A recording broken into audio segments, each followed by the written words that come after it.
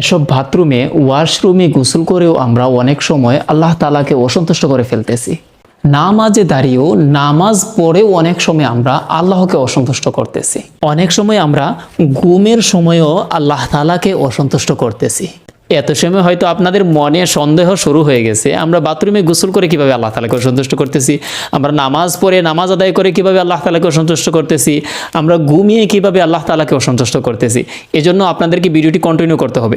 সম্পূর্ণ ভিডিওটি দেখুন, আমি প্রমাণ সহ আপনাদেরকে বুঝিয়ে দিচ্ছি। খবরদার কেউ সম্পূর্ণ ভিডিও না দেখে আজে বাজে কমেন্ট করবেন না। অনেকে হয়তো গালাগালি শুরু করে দিচ্ছেন, আগে সম্পূর্ণ ভিডিও দেখুন তারপর কমেন্ট করুন। সর্বপ্রথম বলবো, বাথরুমে মানে ওয়াশরুমে গোসল করে কিভাবে আমরা আল্লাহ তাআলাকে অসন্তুষ্ট করতেছি। আমাদের প্রিয় নবী সাল্লাল্লাহু আলাইহি ওয়াসাল্লাম বলেছেন একেবারে বিবস্ত্র মানে একেবারে উলঙ্গ হয়ে গোসল না করতে। এখন বাথরুমে গিয়ে যদি আমার শরীরে কোনো ধরনের কাপড় না থাকে, এই অবস্থায় গোসল করি, তাহলে আমাদের প্রিয় নবীর হাদিস মানা হবে না, প্রিয় নবীকে অনুসরণ করা হবে না, প্রিয় নবীর কথা মানা হবে না। আর আমরা যদি প্রিয় নবীর কথা না মানি তাহলে আল্লাহ তাআলা তো আমাদের প্রতি অসন্তুষ্ট হবেন, এটাই স্বাভাবিক। একবার আমাদের প্রিয় নবী সাল্লাল্লাহু আলাইহি ওয়াসাল্লাম হযরত মুআবিয়া রাদিয়াল্লাহু আনহুকে বলতেছেন, তুমি তোমার স্ত্রী ছাড়া সবার সামনে তোমার লজ্জাস্থান ঢেকে রাখো, মানে হেফাজতে রাখো। তখন মুআবিয়া রাদিয়াল্লাহু আনহু বললেন যে এমন কোনো জায়গায় যদি আমি আমার লজ্জাস্থান খুলি, মানে আমি উলঙ্গ হয়ে যাই, বিবস্ত্র হয়ে যাই, যেখানে কেউ না থাকে, কেউ না দেখে, তখন কি বিবস্ত্র হওয়া যাবে? তখন রাসূলুল্লাহ সাল্লাল্লাহু আলাইহি ওয়াসাল্লাম বললেন যে তুমি এমন জায়গায় বিবস্ত্র হইলা, উলঙ্গ হইলা, কাপড় চোপড় খুলে ফেললা যেখানে কেউ নাই, কিন্তু আল্লাহ তো তোমাকে দেখতেছেন। আল্লাহকে সবচেয়ে বেশি লজ্জা পাওয়া উচিত। আরও একটি গুরুত্বপূর্ণ কথা হলো, ওয়াশরুমে মানে বাথরুমে গিয়ে যখন আপনি উলঙ্গ হয়ে গোসল করবেন, তখন শয়তান মানে জিন জাতিরা কিন্তু আপনার লজ্জাস্থান দেখবে, আপনার উলঙ্গ হওয়া অবস্থায় আপনাকে দেখবে, আর আপনার লজ্জাস্থান নিয়ে তারা খেলতে থাকবে, হাসি তামাশা করবে। এই জন্য বাথরুমে গিয়ে ওয়াশরুমে গিয়ে একেবারে উলঙ্গ হয়ে গোসল করবেন না। কমপক্ষে আপনার ধরেন টাওয়াল অথবা গামছা দিয়ে পেঁচ দিয়ে নেবেন, তারপর গোসল করবেন, ঠিক আছে? এরপরে একান্ত প্রয়োজনে কারো যদি কাপড় চোপড় না থাকে বা কোনো সমস্যার কারণে কেউ যদি উলঙ্গ হয়ে বাথরুমে গোসল করে, তাহলে সেটা জায়েজ আছে, তবে অনুত্তম কাজ, ঠিক আছে? এজন্য বাথরুমে উলঙ্গ হয়ে গোসল করা থেকে বিরত থাকবেন। স্বামী স্ত্রী একসাথে বাথরুমে বা ওয়াশরুমে গিয়ে একেবারে বিবস্ত্র হয়ে একসাথে গোসল করতে পারবেন, তবে এটা অনুত্তম কাজ, ঠিক আছে? আরেকটি কথা হলো, বাথরুমে গিয়ে উলঙ্গ হয়ে গোসল করলে অনেক বড় বড় বিজ্ঞ আলেমদের মতে দারিদ্রতা আসে। এজন্য উলঙ্গ হয়ে গোসল করা থেকে বিরত থাকবেন। এখন আপনারা বলতে পারেন যে নামাজ তো আমরা আল্লাহকে সন্তুষ্টের জন্য আদায় করি, আল্লাহকে খুশি করার জন্য আদায় করি, কিন্তু নামাজ আদায় করে নামাজ পড়ে আমরা কিভাবে আল্লাহ তাআলাকে অসন্তুষ্ট করি সে সম্পর্কে এখন বিস্তারিত বলবো। নামাজ আমরা পড়ি আল্লাহকে সন্তুষ্টির জন্য, কিন্তু আমরা নামাজ আদায় করি অধিকাংশ সময় অমনোযোগের সাথে। আমরা নামাজে দাঁড়ালাম, দাঁড়িয়ে দেখি উপরের দিকে থাকি টাইম কয়টা হয়েছে, আবার কি করি অমনোযোগের সাথে চুলকাইতে থাকি, আবার কি করি টুপি এভাবে উল্টিয়ে আবার টুপি পরি, আবার চুলকাই, কি করি না, এরপরে এরকম করি, আবার ওইদিকে তাকাই, এরপরে রুকু সিজদাতে গিয়ে তাড়াহুড়া করে উঠে যাই। রুকু সিজদা সুবহান রাব্বিল আযীম আস্তে ধীরে আদায় করতে হবে। রুকু এভাবে দিলাম, উঠে গেলাম, আবার সিজদাতে গেলাম, সিজদাতে উঠে গেলাম, এরকম করে তাড়াহুড়া করি, মানে অমনোযোগের সাথে। অনেক সময় তো কয় রাকাত পড়লাম তাও আমরা ভুলে যাই।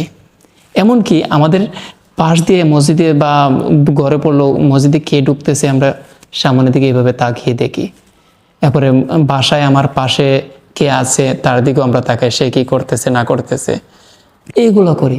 এইগুলো করলে কি আল্লাহ তাআলা সন্তুষ্ট হবেন? আচ্ছা, আপনি মনে করেন দুনিয়ার কোনো একজন প্রধানমন্ত্রী বাদশার সামনে, বাংলাদেশের প্রধান উপদেষ্টা আছে না ডাক্তার ইউনূস, তার সামনে আপনি গিয়ে দাঁড়াইলেন, ঠিক আছে? দাঁড়িয়ে তার সাথে কথা বলতেছেন আর এরকম করতেছেন, ডাক্তার ইউনূস এদিকে, ঠিক আছে?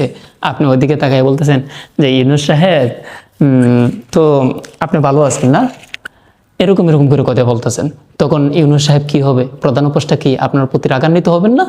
যে সে দেখো আসছে আমার সাথে কথা বলার জন্য, আমার সামনে দাঁড়িয়ে তার যে প্রস্তাবনা দেওয়ার জন্য আসছে, আর সে আইসা দেখো উল্টাপাল্টা করতেছে। তখন কি ডাক্তার ইউনূস সাহেব আপনার প্রতি অসন্তুষ্ট হবেন না? ঠিক তেমনিভাবে আল্লাহর ইবাদত যখন আপনি করবেন, একমাত্র আল্লাহকে রাজি খুশি করার জন্য করতে হবে, মনোযোগের সাথে নামাজ আদায় করতে হবে। এদিক সেদিক তাকানো যাবে না, অপ্রয়োজনীয় চুল খাওয়া যাবে না, টুপি উল্টাই এইভাবে মাথার চুল বাজ করা যাবে না। অনেকে এগুলা করে, ঠিক আছে? এগুলো করা যাবে না। এগুলো করলে কিন্তু আল্লাহ তাআলা অসন্তুষ্ট হন। এখন বলতে পারেন তাহলে আমরা নামাজ কিভাবে আদায় করব?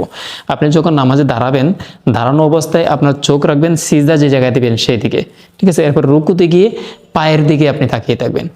এরপরে যখন আপনি বসবেন, বসা অবস্থায় আপনার যে কুল আছে না, কুলের দিকে তাকিয়ে থাকবেন।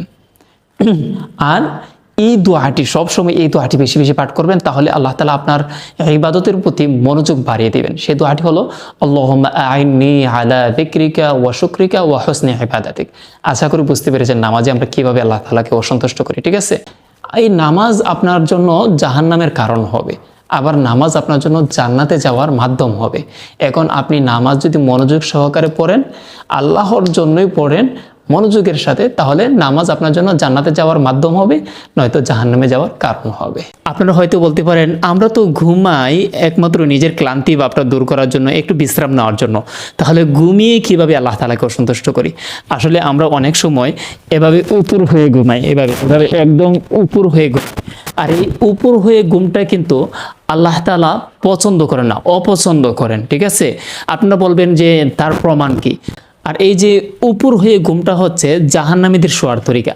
আপনারা হয়তো এখন বলবেন আপনি কি জাহান্নাম দেখছেন, আপনি কি জাহান্নামে গেছেন? তাহলে আপনি বললেন কিভাবে যে জাহান্নামীদের তরিকা হচ্ছে উপর হয়ে? জাহান্নামীরা তো সব সময় শাস্তির মধ্যে থাকবে, আযাবের মধ্যে থাকবে, তাহলে তাদেরকে কিভাবে ঘুমানোর সুযোগ দেওয়া হবে? হ্যাঁ, আমি সবকিছু বলতেছি, আপনারা শুনুন। এক সাহাবী, আসহাবে সোফার একজন সাহাবী, উনি গভীর রাতে, ঠিক আছে, উপর হয়ে ঘুমাইছিলেন, মানে শেষ রাত্রের দিকে। তখন একজন আগন্তুক, একজন ব্যক্তি আসলেন, আইসা ওনাকে কি করলেন? নাড়া দিলেন, মানে পা দ্বারা বা যে কোনো কিছু দ্বারা একটু কুচা দিয়ে বললেন যে উপর হয়ে ঘুমালে, এভাবে ঘুমালে আল্লাহ তাআলা অসন্তুষ্ট হন, আল্লাহ তাআলা এভাবে ঘুম পছন্দ করেন না। তখন ওই সাহাবী মুখ উঠাইলেন, উঠাই দেখলেন রাসূলুল্লাহ সাল্লাল্লাহু আলাইহি ওয়াসাল্লাম। তাহলে রাসূলুল্লাহ সাল্লাল্লাহু আলাইহি ওয়াসাল্লাম কি বলেছেন? যে উপর হয়ে ঘুমালে আল্লাহ তাআলা অসন্তুষ্ট হন। হযরত আবু যর রাদিয়াল্লাহু আনহু একবার মসজিদে উপর হয়ে শুয়েছিলেন। তখন রাসূলুল্লাহ সাল্লাল্লাহু আলাইহি ওয়াসাল্লাম এসে ওনাকে পা দ্বারা একটু কুচা দিলেন। কুচা দিয়ে আবু যরকে বললেন, হ্যাঁ আবু যর, তুমি যে এভাবে শুয়ে আছো, এটা তো জাহান্নামীদের শোয়ার তরিকা, মানে জাহান্নামীদেরকে উপর করে জাহান্নামে নিক্ষেপ করা হবে, ঠিক আছে? এখন এইভাবে যদি আপনি উপর হয়ে ঘুমান, তাহলে তো আল্লাহ তাআলাকে অসন্তুষ্ট করা হবে। এজন্য বুঝতে পেরেছেন তো, এই যে তিনটি কাজ বললাম, বাথরুমে গিয়ে উলঙ্গ হয়ে গোসল করা থেকে বিরত থাকবেন, নামাজে অমনোযোগী হয়ে নামাজ পড়া থেকে বিরত থাকবেন, এবং উপর হয়ে ঘুম থেকে বিরত থাকবেন।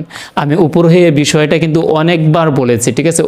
একটা ভিডিওতে আমি বলছিলাম উপর হয়ে না ঘুমানোর জন্য, তখন কিন্তু অনেকেই আমাকে গালাগালি করছেন, আপনি কই পেলেন কি না। এই জন্য প্রমাণ সহ এই ভিডিওটা বানালাম। আশা করি আপনারা বুঝতে পেরেছেন। এবার শেয়ার করে সবাইকে জানিয়ে দিন।